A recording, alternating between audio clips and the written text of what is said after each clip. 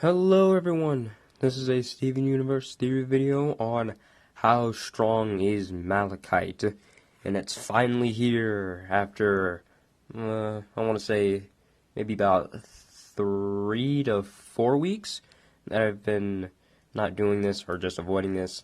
I wanted to take a break from fusions because it was kind of getting a little old for me, and I wanted to do at least individual characters for a while now. But the most requested one that I kept getting was Malachite, over and over again on every How Strong video, or just pretty much any video that I did, Steven Universe related at least. It was, can you do Malachite, or do How Strong is Malachite, so on and so forth. It's finally here, people. The wait is over, and we can finally get into it. Though I'm a little rusty when it comes to the fusion videos, so I apologize if I don't sound as clear as I used to when it came to those certain videos.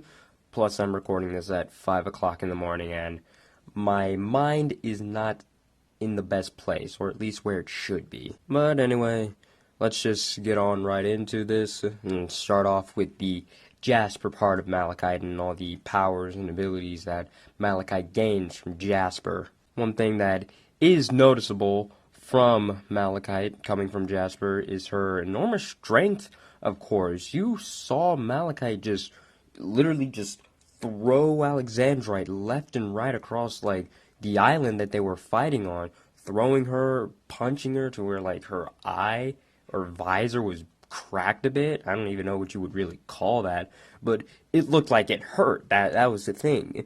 And that was without water, the second half of Malachite. So half of Malachite wasn't even being used at the moment, and yet she was still keeping up with the most powerful fusion the gems had at that moment, Alexandrite. Malachite's strengths are off the chart, and I wouldn't be surprised if it was just as strong, and this might be just a bit too far, so bear with me on this one, maybe even stronger than Sugilite. Now that one, even for me, might be just a little too strong, but you can admit that she is pretty darn strong if she's just pushing and knocking, punching, just anything to Alexandrite, where she can't even really counter when it comes to, like, close combat or anything. When it comes to abilities from Jasper, Malachite has access to Jasper's spin dash, so Malachite has a bit of speed on her side, and since Jasper does have a very powerful spin dash, it comes in handy when avoiding or just even attacking.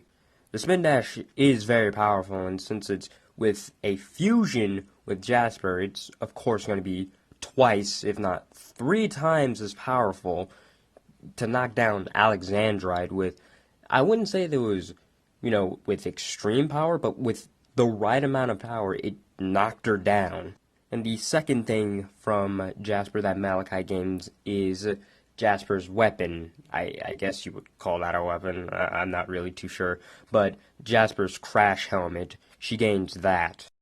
From Jasper's crash helmet, Malachite can, of course, use it to her advantage offensively and a bit of defensively, kind of like what Jasper did when fighting against Garnet, blocking the attacks, and as well combining it with the previous ability, the spin dash, making the spin dash twice as powerful and destructive, as seen like in this gif here that kind of keeps repeating or something like that.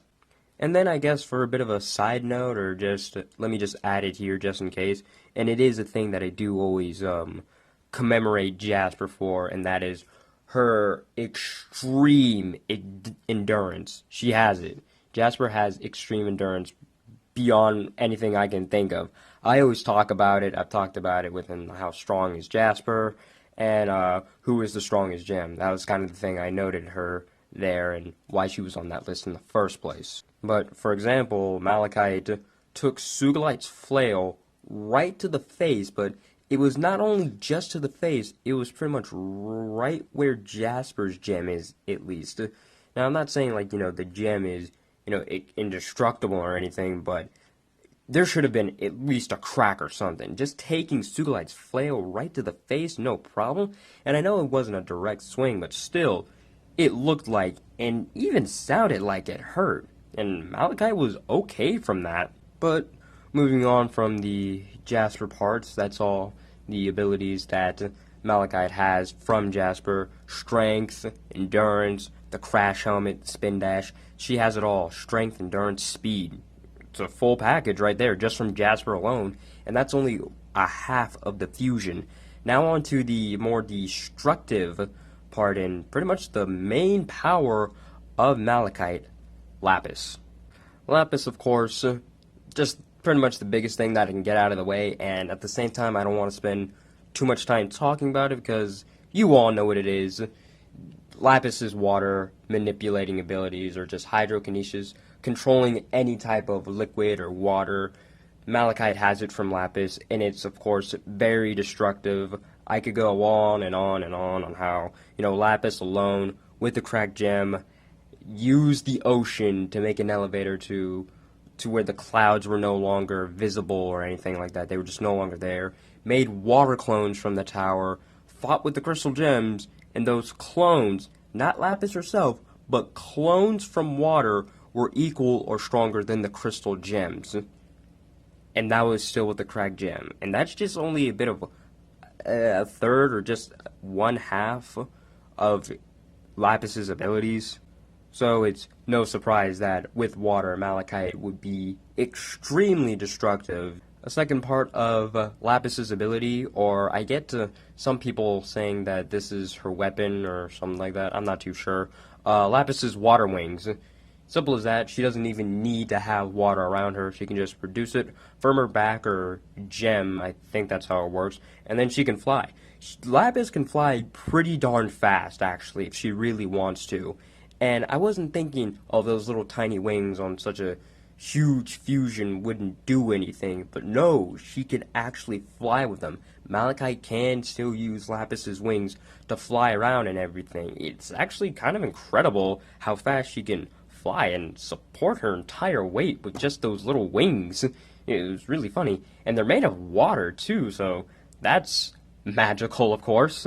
And then the third ability, yeah, I'm sorry if I said like half earlier, but this is kind of a third ability, or just kind of a different form of the first one, and that is Lapis turning the water into ice.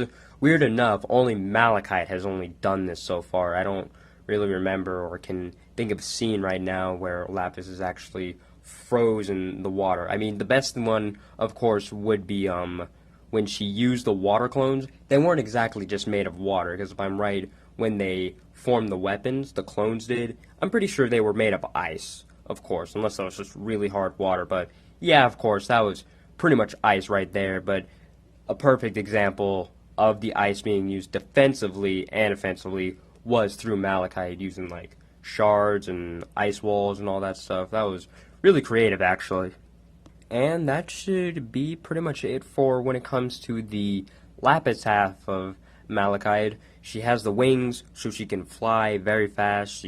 Flying alone is just kind of an advantage, a big advantage entirely, because not many gems can fly and do all that type of stuff. They can jump really high and stay in the air for a bit, but not just plain out fly like Malachite or Lapis can.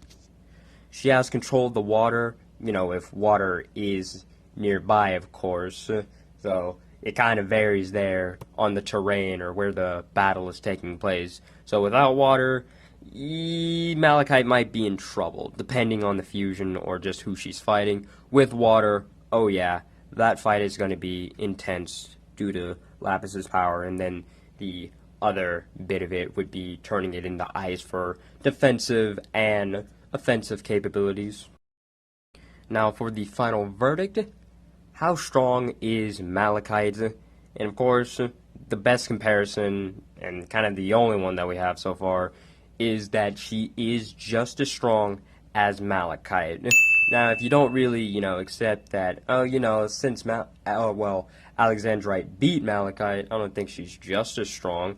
If you don't believe that, then the best bet for that would be Malachite is extremely close to Alexandrite's strength, and I would also believe that if it wasn't for the little Steven melons, or just the melon villagers, or whatever you would call those, if it wasn't really for them, I don't think Alexandrite would have won that fight, because she wouldn't have enough time to free herself or have a distraction from Malachite to deal with in the first place.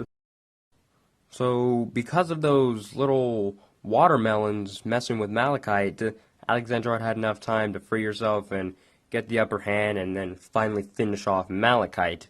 But I would have a feeling that if it wasn't for those melons, if they just weren't there, I'm pretty sure Malachite would have struck the final blow to the gems. I don't think that she would have shattered them, but I'm pretty sure Alexandrite would have been defused at least, and then I'm guessing Plan B probably would have needed to take place, whatever that would need to be.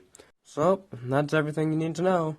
So, let me know what you think in the comments below. Have any questions, comments, or concerns?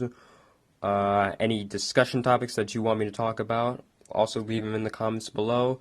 Want to join fan art for the channel would be greatly appreciated. The email for it, if you want to ask me questions about it or send me fan mail, my email will be in the description. Tell me about it before you send me anything, so I have a heads up, and everything else you know what to do by this point.